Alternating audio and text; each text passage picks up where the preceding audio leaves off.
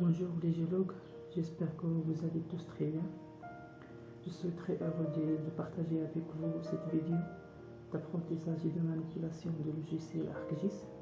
Comme vous savez, ArcGIS est un logiciel indispensable pour les géologues, dont il peut nous guider à intervenir des interprétations très importantes, surtout du point de vue géolocalisation. Dans cette vidéo, nous allons découvrir tous ensemble comment on peut géoréférencer une carte. Avant de commencer le géoréférencement d'une carte, il faut bien mettre devant les yeux deux choses.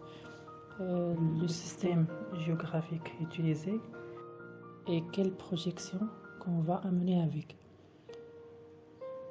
Et quel que soit le choix de projection choisi, il est nécessaire de connaître la zone à laquelle appartient la carte. Sachant que notre pays a connu du type de projection UTM, universelle transverse de Mercator, basé sur l'ellipsoïde géodésique WGS 84 et en degrés minutes comme unité. L'autre projection est de LCC, lambda conique conforme, basé sur l'ellipsoïde de Clark 1880 avec unité kilométrique. Dans notre cas d'étude, nous avons utilisé la carte géologique des îles en son millien étant de base de données pour construire notre vidéo et de vous montrer comment on peut géoréférencer une carte. Nous allons utiliser le système de projection conique conforme de Lambert. Choisissons la zone septentrionale, connue par la zone numéro 1.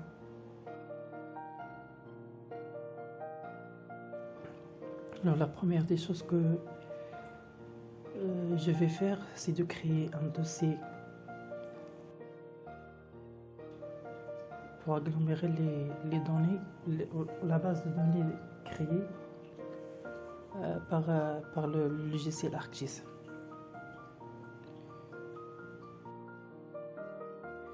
Nous allons vers ArcCatalog pour lier notre dossier avec le logiciel.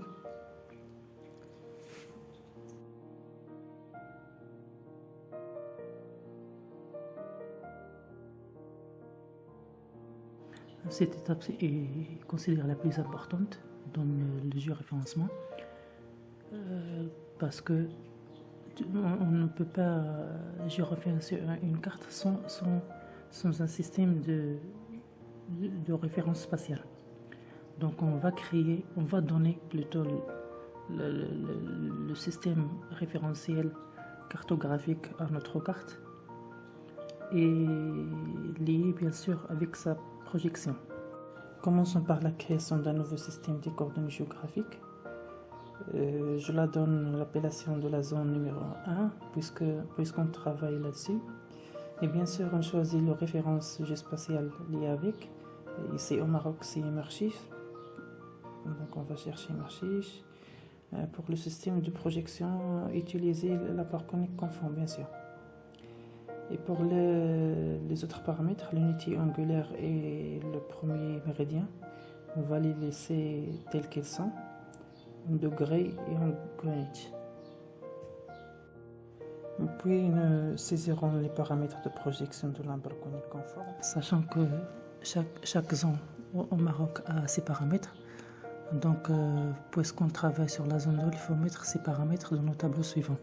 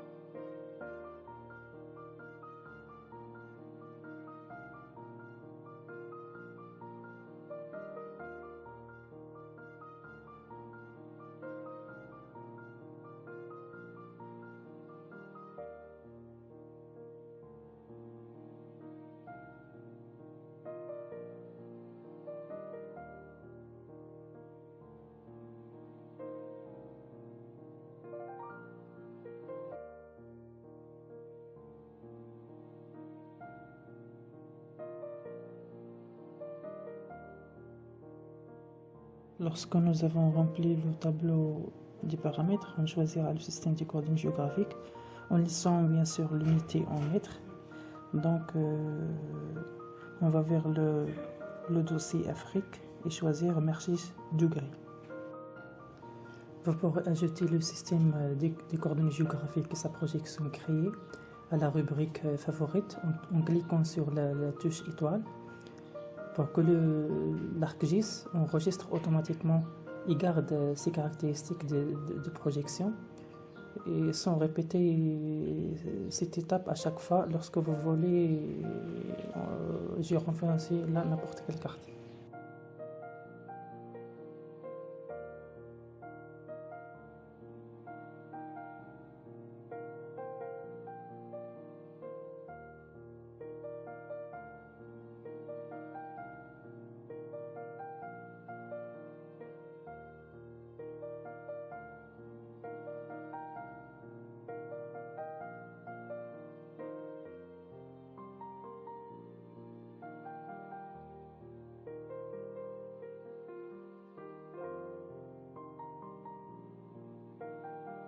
Nous allons maintenant créer les points du géoréférencement en cliquant sur le bouton gauche, suivi directement par le bouton droit. Et comme on a choisi l'unité métrique dans la rubrique des projections géospatiales, il est nécessaire maintenant de les mettre en mètres au lieu de kilomètres.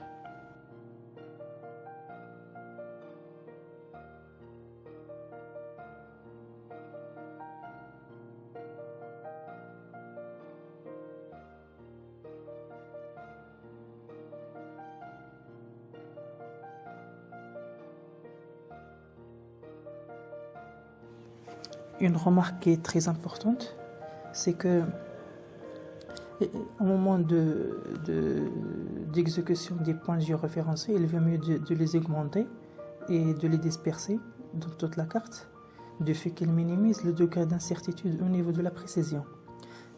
Ça veut dire que tant que le nombre des points géoréférencés augmente, tant que la carte géoréférencée a des coordonnées vraisemblables à celles d'origine.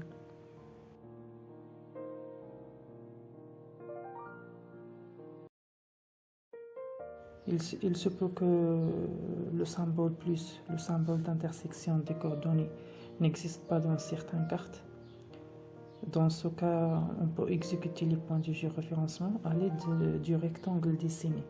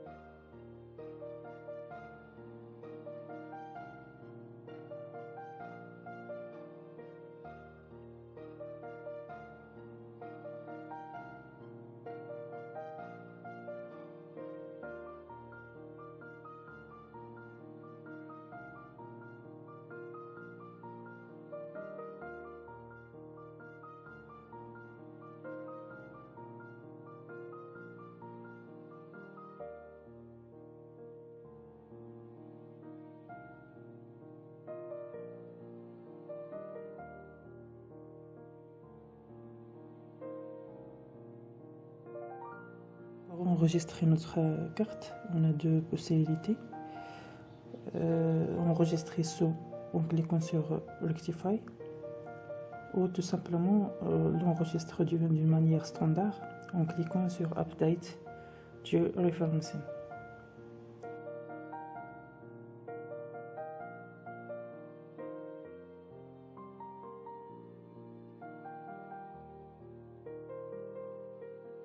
Bien sûr, vous devez enregistrer votre travail dans le dossier que vous avez créé dans le bureau pour pouvoir y accéder facilement si vous voulez bien sûr travailler par la présente carte.